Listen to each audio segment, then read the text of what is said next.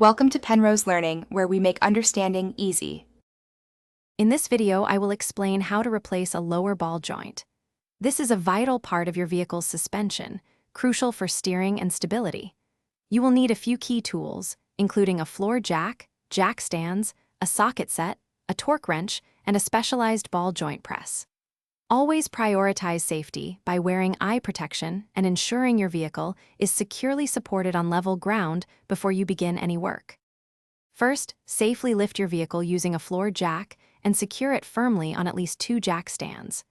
Remove the front wheel to gain access to the suspension components. It's a good idea to spray any rusty nuts and bolts with penetrating oil and let it soak for about 15 minutes.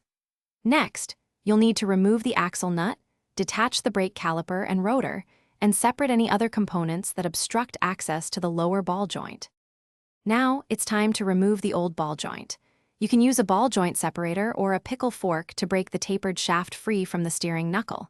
Once separated, use your ball joint press kit with the correct adapters to press the old ball joint completely out of the control arm. Clean the bore thoroughly.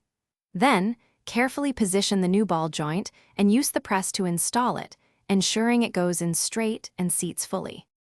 With the new ball joint installed, reassemble all the components in reverse order. Reconnect the control arm to the steering knuckle, reattach the brake caliper and rotor, and secure the axle nut. It is critical to torque all nuts and bolts to the manufacturer's specified values, often between 70 and 90 foot-pounds for the ball joint nut. Finally, install the new grease fitting and pump in fresh grease. A professional wheel alignment is highly recommended afterward.